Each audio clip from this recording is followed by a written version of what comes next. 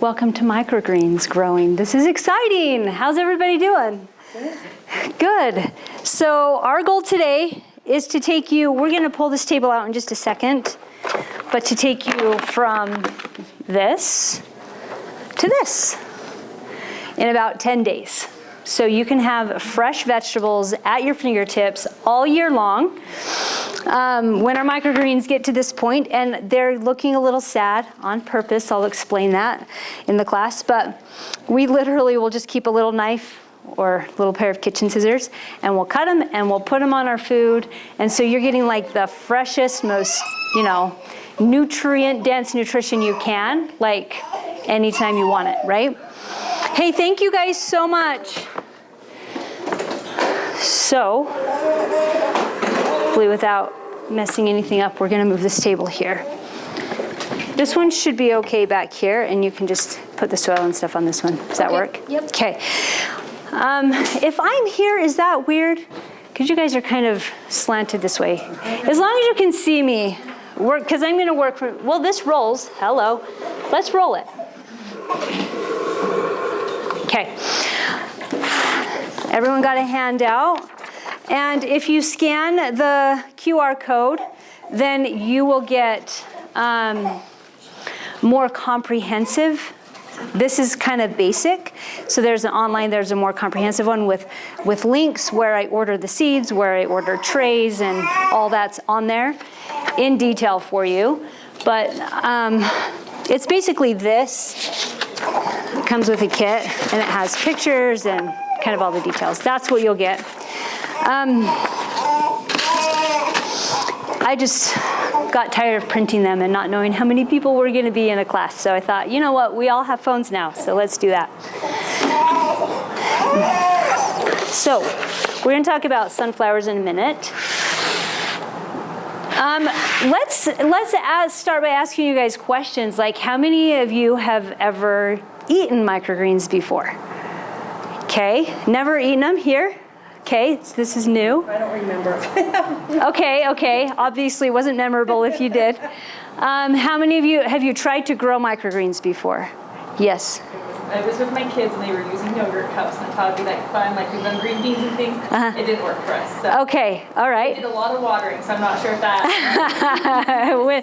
Yeah. Like 3 weeks. That's fun. Okay. Any experiments like that with kids are fun. I love it. Okay. Have you ever sprouted before? Okay. Do you know the difference between sprouts and microgreens? No, but I'd like to know. Yes, That's one of my questions. Dirt. It really is, that is the difference. So you have these beautiful little seeds, any seed is just full of life, right? And we're just gonna awaken that. And any nutrition that's contained in that seed is what you get when you have a sprout. And they're very high nutrients as well. But when you put it in a little bit of soil, then it gets to take a little bit of nutrient, from the soil and just give it that last little bit of oomph. As far as nutrient density, sprouts versus micros, I'm sure they're very close. These might be slightly higher because you're getting just like that extra mineral boost from your soil. And yeah, so both are great. I love sprouting. I love doing microgreens. We own a small farm down in Salem, Utah, where we do like a farm share, just a weekly farm box. And part of what we offer down there is microgreens. And then we have Maria was in our farm share this year, and we loved having you in it. So yeah, super fun. Then we have a subscription where we provide microgreens for people all year round if they want to continue to get them through the winter. But I found it's really fun to help people learn how to do this themselves, because I'm like, anybody can have this growing on their kitchen shelf for like pennies on the dollar, right? And be able to have access to fresh vegetables all winter long. And I know that with like food storage, we're always trying to make sure we have all of our bases covered. Do we have our protein? Do we have our grains? Do we have our sugar? And fresh vegetables is like, well, I've freeze-dried some stuff or whatever, but this way you really, if you've got seeds and you know how to do this, you've got fresh vegetables. So oftentimes we'll just use this on sandwiches in place of lettuce in the winter because we're not growing fresh lettuce. And top our casseroles or our soups, we're just putting it on everything. And if I go for a day or two and I'm like, I haven't had microgreens, I'll just walk by, cut a chunk off, eat them because I just know I want the nutrition in my body. I don't love them that much. They're good, but I just want the nutrition. So during COVID, I started experimenting with microgreens. I'm like, I'm going to figure this out. And so we were eating a lot because I was experimenting a lot and we weren't selling anything. I was just growing them and I was like, hey family, we got to eat these.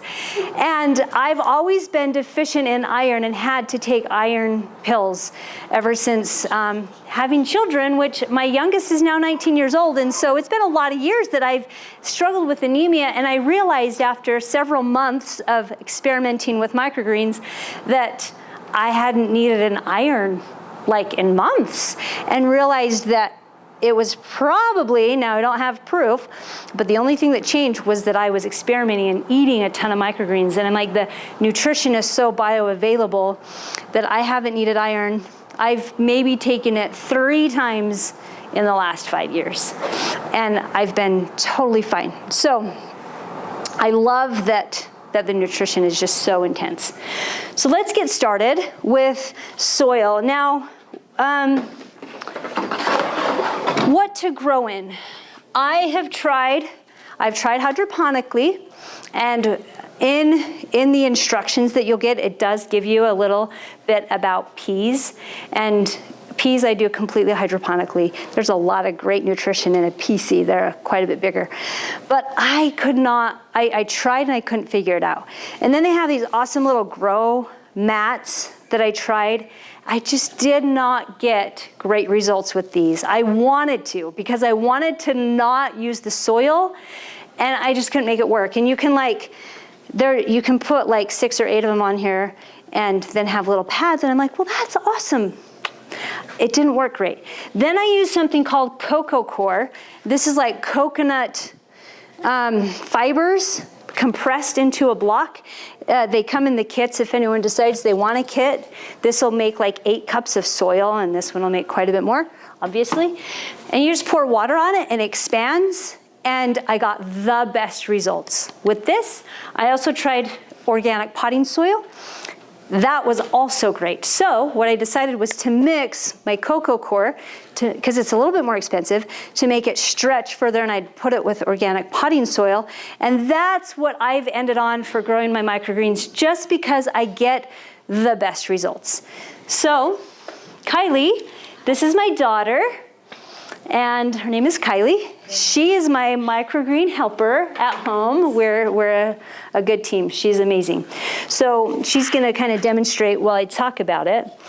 And I use an old Star Wars cup, which is funny. It's just kind of amusing, but this is what we do. I'm going to take these bricks out. Okay. Is this mixed? Oh, look at this. I kind of left it unmixed so that I could show everybody really quick before you start. So I use totes for my soil. This is my organic potting soil, and this is the cocoa core. Once you put water on it, it expands and it looks just like soil.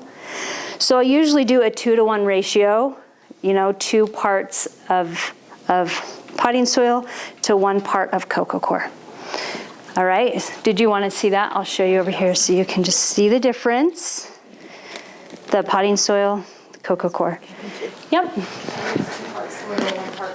Yeah, and I've tried all sorts of different things, and they all produce pretty good results. That's just kind of what I've landed on. So let me move this, Kylie. So I will put this inside of a tote like that. I'll add my gallon, or this brick is about 1.5 gallons of water, and I'll just have my soil. I'll just pull it out of here.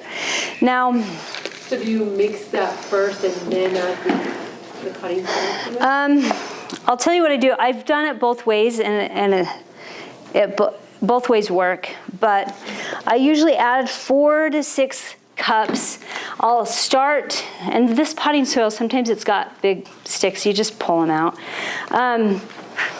I like to start with this on the bottom, just the potting soil on the bottom, and then I put a layer of coco coir on the top, because one of the beautiful benefits about coco coir is that it helps hold moisture in. And when those seeds are just sitting on top of the soil, then you want it to hold the moisture to keep them moist so that they can germinate better. Mm-hmm. So that's the way I do it. So we don't need to go deep. We need to just barely cover the bottom of the tray. Now, I'm showing you on these trays because I also tried a whole bunch of different trays that I grew in. I started with these 10-20. I mean, these are 10-20 as well. It just means 10 by 20. I've done it in Tupperware. I've done it in little cups because we've had like farm groups. What do you call them? Like field trips. Come to the farm and we'll teach them microgreens, and then they'll each plant their own little thing. And I'm sure there's been mixed results with those as well. But these are great because they're hard plastic. They're more expensive, but they last forever. I was like, I'm not really liking those flimsy ones. They would just rip after I washed them 4 or 5 times. These I've had for 5 years, and they're fantastic. They're still going strong. Every once in a while, I might get a little rip up here because I was too rough with them. Okay, we take these bricks. You can use anything heavy and just press down the soil. Because we're not planting outside, we want a nice firm base of soil because you don't want to lose the seeds down in there. They would grow, but they're just a little bit messier, and we're growing on top of the soil with microgreens, okay? Somebody emailed in a question, I guess, that Sage and Plow sent me. Somebody asked if we could grow microgreens outside. You totally can during the summer, but they like the temperature about like we like the temperature. So if it's gonna drop below 65 degrees or so, they're not gonna do well outside. They'll grow a little bit slower even at 65. Of course, your temperature, your humidity in your home, they're gonna affect how well these grow. So, yes. Are they okay with high temperature? Like when like summer days it gets into the hundreds. Are they okay with that? They'll grow fine, but so will mold. So that's what you need to be careful of. So what you want to do is have them in a really open area or have a fan going. So we grow ours actually in a room in our house where there's just shelves. I have all these shelves, and we have lights put up, and we have a fan going constantly. We also have a dehumidifier for that. So they would be fine because of the mold. So when you're talking about fresh food, mold is always something that you have to think about. So you've got to watch your conditions. And we'll talk about mold versus root hairs in a minute. I'll show you because that's important to know. So can you grow outside? To finish that question, you could in the summertime. You could when the temperature is as comfortable as you would be in the temperature. Otherwise, you really need to grow inside. But if you're worried about the musty smell that might come with growing plants and having wet soil in your house and potentially some mold growth, all you have to do is set it up so that you don't have that by having a fan going, keeping it out in the open, and it's really not too bad at all. So. You can see that Kylie has divided this into 5 sections. So that's because we decided that we wanted a variety of microgreens every time we grow a tray. So these little tiny seeds, there's a lot of varieties of vegetables that just have little teeny tiny seeds. And anything with seeds about the same size are gonna grow about the same on your tray of microgreens. These sunflowers are a very different experience, and we'll talk about those in a minute. So I'm never going to mix sunflowers with little seeds on the same tray. But we can mix, this is our favorite variety that we do. It's a broccoli, red cabbage, kale, kohlrabi, and spicy salad mix. So we have all of them on the same tray. And this was planted, I think, about 7 days ago. So that's 7 days growth right there. We'll talk more about that one too in a minute. So let's get planting, shall we? So I do 5 teaspoons per 10-20 tray. That's my ratio. So we just do 1 teaspoon of each of those. And it's hard to get them spread exactly right. If you're not a perfectionist like me, it's pretty easy. If you're a perfectionist like Kylie, she's trying her best to get them all spaced very perfectly. But it's okay. They just need to be fairly evenly spaced. They're not going to be perfect, and it's fine.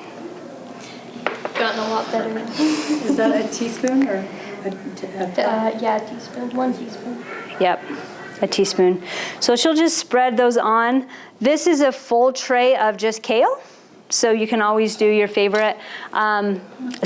She's moved to Washington now, but one of my friends loved the red cabbage, so I'd grow a full tray of red cabbage for her every 2 weeks, and she would just consume it, put it in her shakes. The nice thing is you can start to eat the microgreens when they're a little bit bigger than this. This is getting on the verge of too big. Once they're this size, okay, so I'll put this on our kitchen table, right? And we'll cut them and we'll eat them fresh, like I was talking about.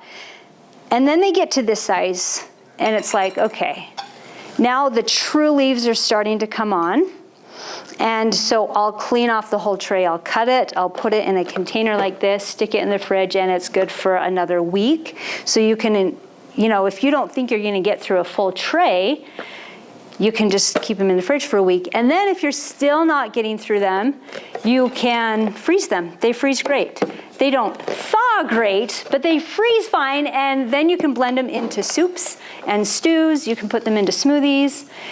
We freeze dry them, and then I blend them into powder, and we can make capsules or just put the powder into smoothies. There's so many options. It's like once you've taken the time to grow these, you don't want to waste them because they're so full of nutrition. Like, I hate it when I lose a tray. I'm like, no, that's not going to happen. I'm going to find a way to save it. So use your freezer. Okay, so she's got all the varieties on here. Now we need to wet it down. And we need a simple spray bottle, works just fine. If you start growing a ton, you might want a better, we have a pump one that we can spray them down really fast with. But if you're just doing a tray, you want to do more than miss them. So she's going to keep going here for about 30 seconds because these will not get water for 3 or 4 days. We're just going to ignore them. This is the easy way. maybe they got, yeah. So that's exciting when you want a seed to grow. It needs water and soil and sunshine, right? So if a little bit is good, more is probably better. Yeah. So we don't want it soggy, because then we have the possibility of introducing mold. But we don't want them to dry out in the 3 or 4 days that they're going to be ignored either. So it's kind of a nice balance. And the more you grow, the more you'll understand, like, oh, I underwatered these. Or you can check them after 2 days, and if they look super dry, you can give them a little mist.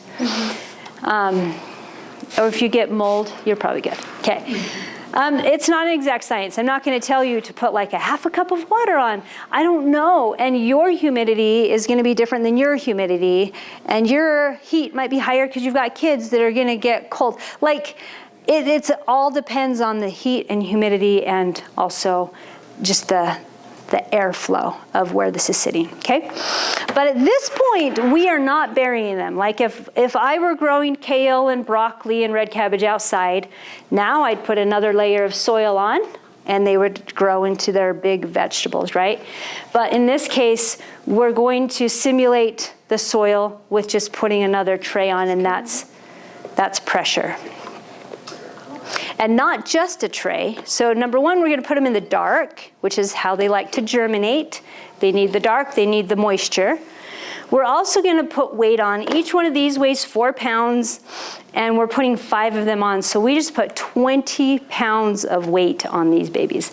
And you might think, oh, how are they ever gonna grow? And they would totally grow without the weight, but you get a better product if you put the weight on. They're stronger and sturdier. It's like you made them really work for their size. Their stems are just a little bit more robust. So it's totally worth putting the weight on. In the beginning, so we had a pile of these bricks outside, and that's what worked for us. So you're gonna have to be creative. Like whatever you have, I used books, you know, because what? Dumbbells, yes. You want to try to spread it out if you can, because you'll see it's really interesting where the bulk of the weight is. They'll actually grow better than what's around them is, but they'll all still grow, so it's okay. It would totally work. So now you're gonna forget about this for 3 or 4 days, and even 3 to 5 days. And again, it depends on your home environment. So you're gonna have to do a little bit of experimentation on how long it takes. I personally like 4. That tends to be like the best at my house. Yep. So we're gonna set these aside. And then I'm gonna show you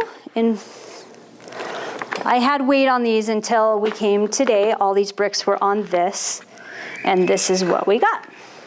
So this is actually, I kept them under there another day because I didn't, yeah. I was like, oh, I wanted to show my class these, and I planted them too early. So this is probably 5 days growth. They're pretty big already, but they'll start pushing up. You can see them peeking out the bottom. And I'll actually take, we grow a lot of trays at once because we sell them, right? So we have people who are subscribing to get boxes like this, and I'll stack them. So they can just stack on top, and then all the weights go on the top. So if you were to get a kit, you could grow 2 trays at once and just stack them on each other and have one set of weights. The other reason for 2 trays is you could grow 1 tray and get it to completion, you know, and then halfway through using that one, you can start another one and just have a rotation going. So that's kind of nice. And that's why you get the black tray, because if you're growing 2 at once, you need a top tray for you need this. I just used this, but you could easily just use the black one. Or even if you're growing them separately, you're gonna need 1 tray to be the top. So that's just kind of an extra tray to help you do that. Okay, so these haven't been watered. They've been underweight for all this time. I'm gonna see if I can see. I'm gonna pass this around. You can see at the base that there is some white little fuzzy growth. I want you to know that that is not mold, it is root hairs. I have a picture that I'll pass around. Where's, right here. Of mold, you got it? Mold versus root hairs. I just don't want you to freak out when you see these little root hairs. They're seeking for water. The roots are like spidering out so that they can get moisture. And that's just root hairs. And you'll know when you see the mold, you'll be like, oh, okay, that's mold. And it does kind of smell musty. I grew wheatgrass for my neighbor for a few years. He was battling cancer, and that was one of the things that he did was make wheatgrass juice. I will tell you, wheatgrass gets moldy. It's hard. It's a hard one. But that was also grown hydroponically. But it's tricky, and you can smell it. So thank you. 1 ounce of living broccoli microgreens versus 20 ounces of, they're saying dead broccoli here because really you cut broccoli, they probably spray something on it so it doesn't emit ethylene gas, and then they put it on the grocery store shelves and they want it to last for as long as possible. And broccoli's a really healthy vegetable, right? But the studies show that this is 40 times more nutritious than this. So this is a lot of fiber, and it's not like it's terrible for you, but this is so much better for you. Broccoli is the one that they've really decided that 40 times on, but if you can imagine, that's probably very similar for a lot of the other vegetables when you eat them as microgreens. Okay, so now we have this. We're gonna water it. You wanna get the spray bottle out. And again, it's gonna be, it hasn't had water for a few days, so you want to get it nice and wet. Now this is the last time you will water from the top. After this, if you keep watering from the top, you're likely to get more mold growth. So this ends up explaining why. Go ahead and keep watering. This might make it easier actually, because you can hold that up. We trough water. So at this point, we're gonna take about 1.5 cups of water every day-ish and dump it in the bottom and see all those fun little roots coming out. I love that. Just in a few days. Got it? Yep. So that's it. That's the only top watering you'll do. Then you'll just dump it. I find that I use about 1.5 cups of water every 18 hours. So I'll water, like I'll do this, and then the next morning I'll water, and then the next day at night I'll water. Then I'll skip the next day and it will be the morning of the day after. And so it's kind of an 18-hour cycle. And that's what tends to work for my temperature and humidity in my house. But this is why I let these look kind of sad. These were watered probably about 14 hours ago. But once they get bigger, they need more water, right? So I watered them and I was like, okay, they'll be good. They'll be perfect for the class. And look, now they're starting to get sad. And the minute they start to get sad like this, you know that it's time to water. But I haven't ruined my microgreens, right? They're fine. If I were to put water, and I didn't bring water to the class, but 1.5 cups of water, in 2 hours I'd come back and they would look tall and happy and perky and they would be great. So you need to let your microgreens talk to you and let you know when they want water. Because if you overwater, you'll end up with mold. If you underwater, they'll end up flat. And that's happened more times than I can count. I'm like, oh, need to go water those microgreens. Yeah. So it forms like this complete pad of roots. A lot of people ask if they can reuse the soil. And honestly, it can spread disease. It can make it moldy easier the next time. So I cut them off and then I feed this to my chickens. It's so nutritious for chickens or any other animals that might eat them. If you don't have animals, you can compost it or just have a plate. You can dump it, you can just throw it away if you want, but I wouldn't recommend reusing the soil. You just start fresh the next time.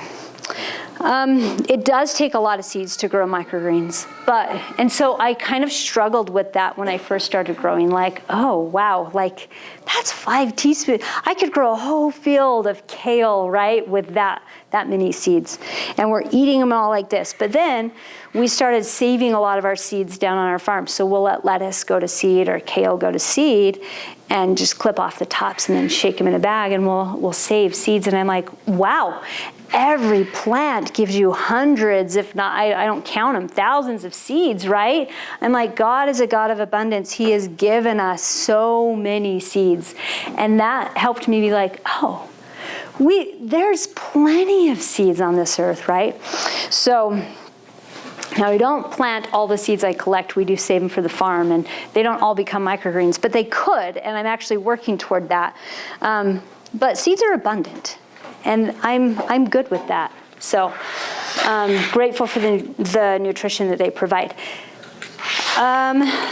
Okay, what time is it? How much time do we have? If you're planting bigger seeds, like, there's bigger mung beans. Yeah. Oh, it's 4, so we have about 15 minutes maybe? Okay, so you can, we'll talk about that in just a second, because we're gonna talk specifically about the sunflowers, and then, yes. So The first leaves that come up on a plant are called cotyledons. And then after the cotyledons, the true leaf comes out. Once the true leaf, and you can see, like some of these have started to shoot up because I've left these probably a day or two longer than I normally would, so that I had them for the class. Once the true leaf starts to come out, the flavor, these are pretty intense in flavor, and you guys afterwards, you can come up and try some of this kale and you can try some sunflowers. The flavor is way more intense than the kale that you would eat from outside. So it's just, you can like almost feel the nutrition just like exploding in your mouth. They start to get a little bit more mature tasting. There's a little bit of sweetness to them before those true leaves come up. So the minute I see that start to happen is when I'm gonna cut the whole tray, put it in my fridge, and just eat them as sunflowers. Okay, so that's the basics of growing the baby seed microgreens. Are there any questions about that? Yes. Like, so they all have a different flavor. Yeah. All the seeds. Yeah. Like, is there one that's more popular or more nutrient dense or? So I have found with those that I sell microgreens to, people can buy a full tray like this and I'll plant whatever they want. And then they bring the trays back and we swap. Or I'll put all the varieties into one box like this. So people know that they can customize it, but I think people are in it for the nutrition and the variety of nutrition. And so I have very few people say, oh, I really love that one, just give me all broccoli or all whatever, because they're eating it to get the nutrition. So yes, the red cabbage lady that I told you about is the only one who's like super customized her order. Otherwise, they're all like, oh, I just want the whole variety. And they're like, I don't even know which one tastes like what, because I just plop them onto my food and I'm glad to be getting the nutrition. Hi there, how are you doing? But they all give Good. different kinds of nutrition? Yeah, yep, they'll have the nutritional profile basically of their adult plant is what this will be, just magnified. My So. favorite for flavor is sorrel. Sorrel's good, it's intense. And I was gonna bring all my seeds. I've tried growing like a whole bunch of different kinds of microgreens, radishes and cantaloupe and nasturtium, it's a flower, and I mean, if you name the seed, I've probably tried it. But these are my favorites. They all grow kind of uniformly. I'm getting wide variety of nutrition. None of them are so potent that I don't want to put them on my food. And they're kind of like the general favorites, so I stick with them. I find what works and I just kind of stick with that. But you can put anything into a microgreen. You know, it's just the baby plant. Can you name those varieties again? Yes, so broccoli, red cabbage, kale, kohlrabi, and spicy salad mix. The spicy salad mix has a little bit of lettuce and mustard and radish to make it spicy. If you want to get a kit, it comes with each of like a packet of those 5 varieties, enough to grow 3 full trays, so that like if you were to take this home, you could go home and start planting tonight, and then you could get online and order your seeds and kind of get set up for continually planting into the future. And it also comes with enough sunflowers to grow a full tray of sunflowers, so you can try that. Okay, you had a question. Oh, how did you say how you know when it's done? Like when they're like that tall, like that one over there. So Yeah. about 7 days, and then you cut them all. Yeah. Before that, you start snacking on some of them if you Yeah. want to sooner. Okay. Yes. So this is, Okay. yes. So this is right out of weight. So this is, like I said, a little bit longer than I would do, but 5 days, right? This has been out of weight. When did you water these? 2 or 3 days ago? I can't remember. Two or 3 days ago. So this is probably, these were planted about 7 days ago, but now they've been under light. You can see the difference, right? They've been under light for 2-ish days. And so the color has really come in strong, but they're still pretty little.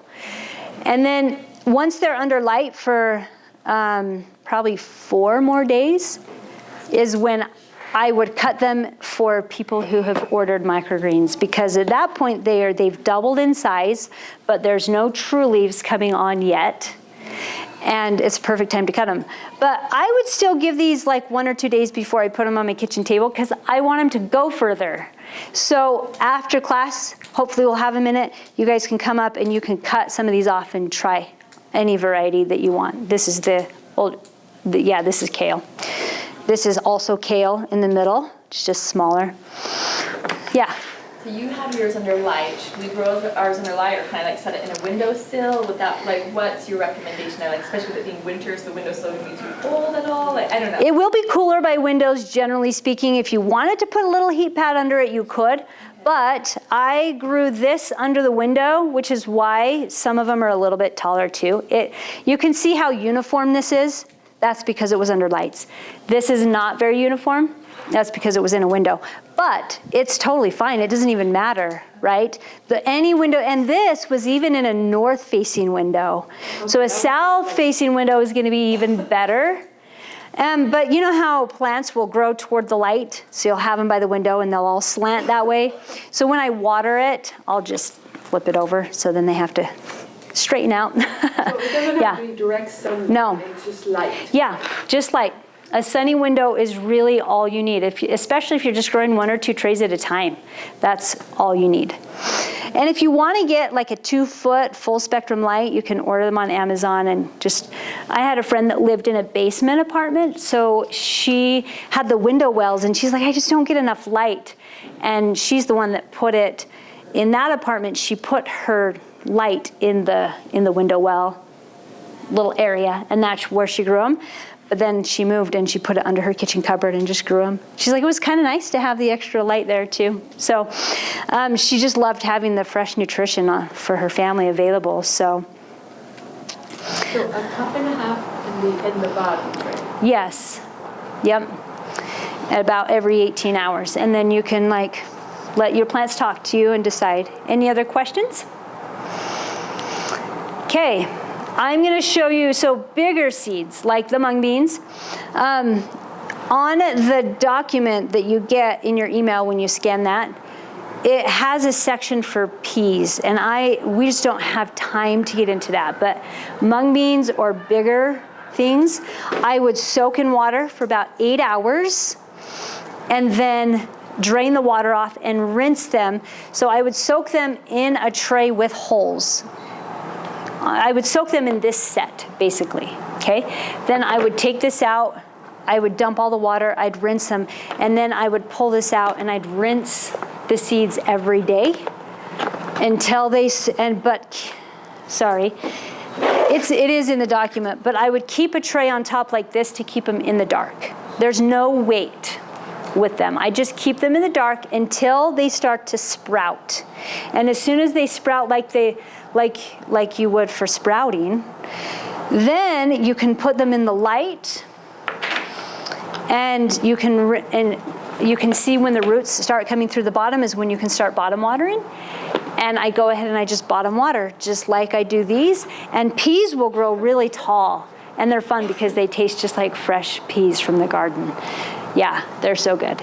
So, and they're good sauteed. Like, I don't saute most of these, but the peas I do, and they're amazing. Yeah. Do you do the peas in soil too, or just I water? don't, just water. And the mung beans and any big seed like that. Sunflowers, anything like that? Yeah, sunflowers could be in water.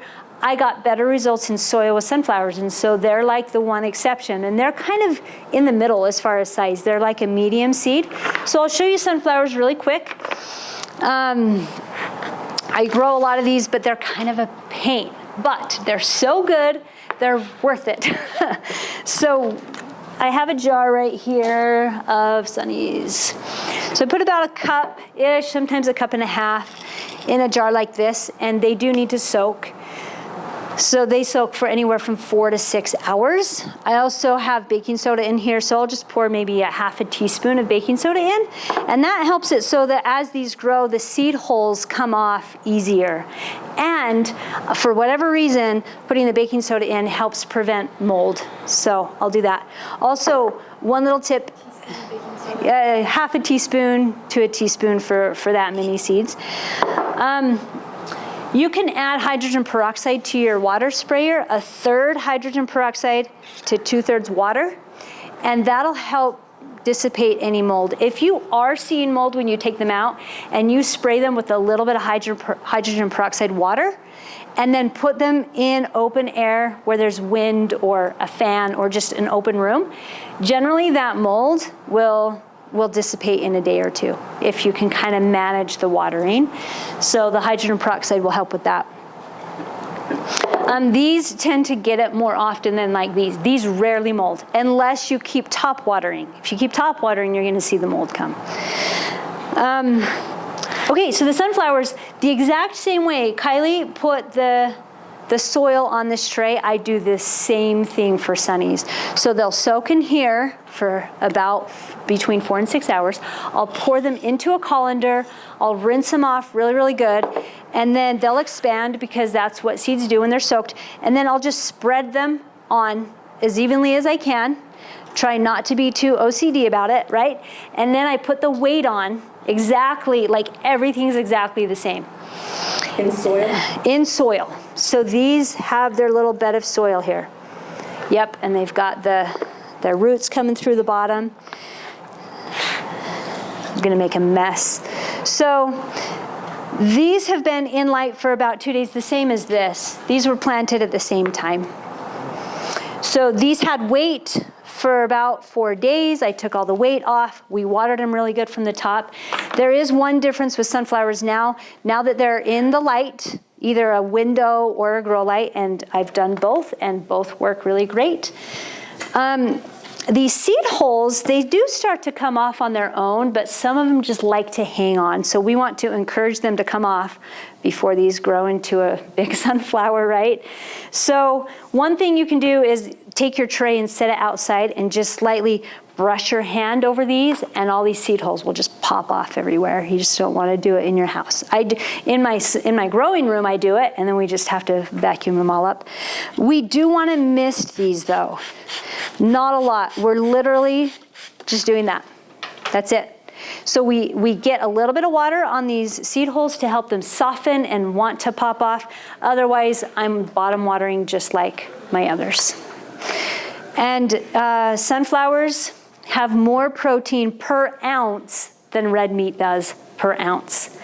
The thing is, like, an ounce of sunflowers is a lot bigger than an ounce of red meat, but that goes to show, I mean, sunflower seeds, as we know, are full of really good oils and really high in protein. So their microgreens are as well.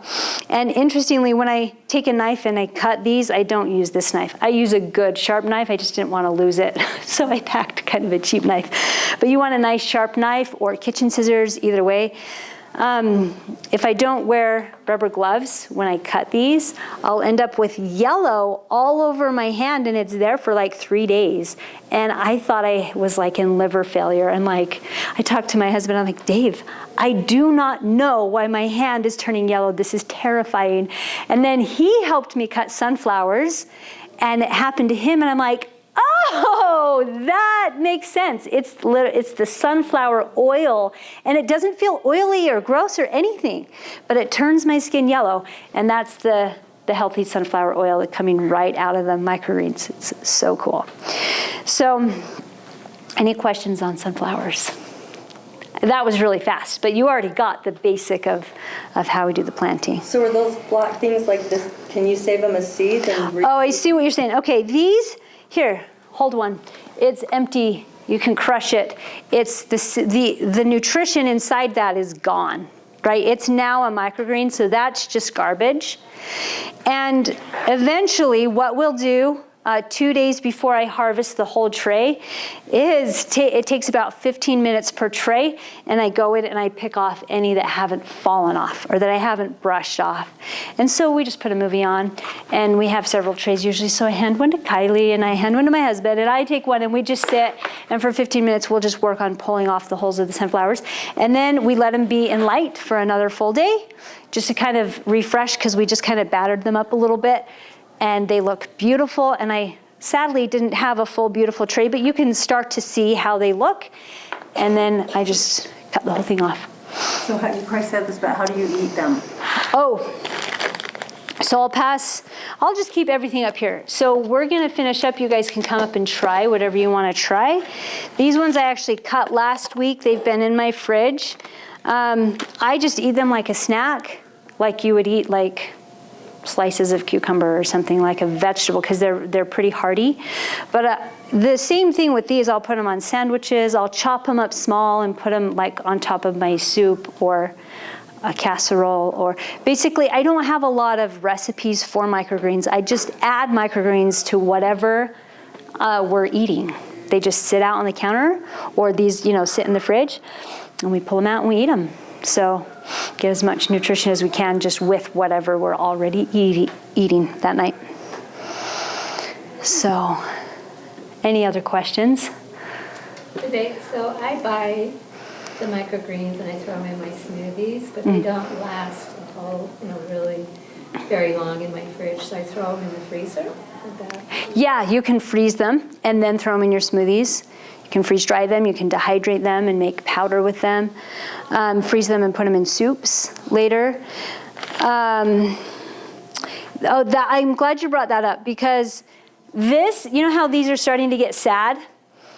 Right before they're this sad, so like this half of the tray is the perfect time to harvest them. You don't want to water them and then harvest them, because they're very wet and they won't last as long in your fridge. So if you harvest them when they're just before they're wanting for water, you'll see a little corner starting to be sad, and you're like, okay, it's time to harvest, and they will last probably a full week longer in your fridge because they're not so wet. So, or if they are really wet and you're like, oh, well, I'm just gonna harvest them, just put a little square of paper towel or a washcloth in the bottom of the container to draw that moisture out of them to help them last longer, just like you'd do with lettuce or something in your fridge. So, yeah, that's a good point. Okay. All right. I have a question. Yes. So, like when you were saying about big seeds, like the peas and stuff like that. So you don't put any soil in. You just put water? So they're grown hydroponically, kind of, because they don't sit in water all the time. They sit in water for the first 8 hours to kind of wake them up. Then I drain that water off and I rinse them. I just keep them moist, but not so moist that they're gonna mold, and that's a tricky thing. You just have to watch them and kind of be careful. And that whole time I'm keeping them in the dark. And then as soon as they start to get that first sprout, I'll take them out of the dark, put them in the light, and I'll still just mist them. So far I haven't even bottom watered yet until I see them, the sprouts growing through the bottom, okay? And then I will pour water under, just like I do with my other microgreens. And they're just drinking the water. There's no soil. That's why they're hydroponic. You're not using any soil to kind of amp up that nutrition, because their seeds are big enough that there's tons of nutrition just right there in the seed. So the microgreen kits, I'll just go over really quick. I kind of have, but you get 2 sets of these trays. These I order from Bootstrap Farmer, and that's on your document that you'll get if you scan that QR code. You guys that came in late, I have a handout, and there's a QR code on there, and if you scan it, you get detailed instructions of everything that I just told you about. So if you wanted more, that's where I get them. I get them in bulk, so they're discounted, but you get 2 sets of those, and then a black tray to be a top tray if you need it. And then enough seeds to grow 3 full trays of microgreens. I mean, people pay $20 for me to just grow them a full tray, right? But by the time you have all the equipment and get your seeds, you're gonna be paying so much less per tray. It's awesome. And then you get the cocoa core, which makes about 8 cups of soil. You can grow directly in this if you don't have any potting soil at home. You pick up a bag of potting soil for like less than $10 and then mix this with that. And you get the sunflowers, and you get, the physical instructions. So you can keep those, but you also have this digitally, so you've got it both ways. And that's your kit that will last you for years and years of growing on these trays. So got those available if you want them. No, 2 have holes and 2 don't. So you've got 2 full sets. Okay. Yep. A set with holes and without, and another one. Yep. And how much is the whole kit? The whole kit's $85 online, but today they're $75. So, Remind me. Yeah. And I have a Venmo code. I should have put it on paper, but I forgot. So, let's see. Is it Holistic Solutions? No? It's under my husband's name. It is actually Nice Farm Goods. Okay. So there's the QR. Jennah, how much Yeah. do you charge for these little containers? This is, Depend on what it is? it depends. Well, no, so what I normally do, says micro mix, and what I do is put sunflowers on the bottom and then a chunk of each of these on the top, so you have like the whole variety. This size is $12, and then I have like half this size that's $7. And they're available at nicefarmgoods.com. You can just order like 1. I live in Salem, or you can order like a subscription, and we deliver the first and third Wednesdays. So you can choose twice a month, or you can choose just once a month on the first or the third Wednesday. And have any of you heard of Crofter? Crofter, they are based out of Springville. My neighbor owns Crofter, and they have a refrigerated trailer, and they're trying to get fresh food to people's doorsteps. So they're starting a delivery system, and our microgreens are going to be on their truck starting next week all winter long, and they actually deliver straight to your doorstep. And you can get eggs and meat and microgreens, and I'm not sure exactly what all they have, but I know they're building their offerings right now. So if you're interested in something like that, check out crofter.com. Yeah, and you can just order. C, yep, CROFTER. So, okay, you guys come on up and try these.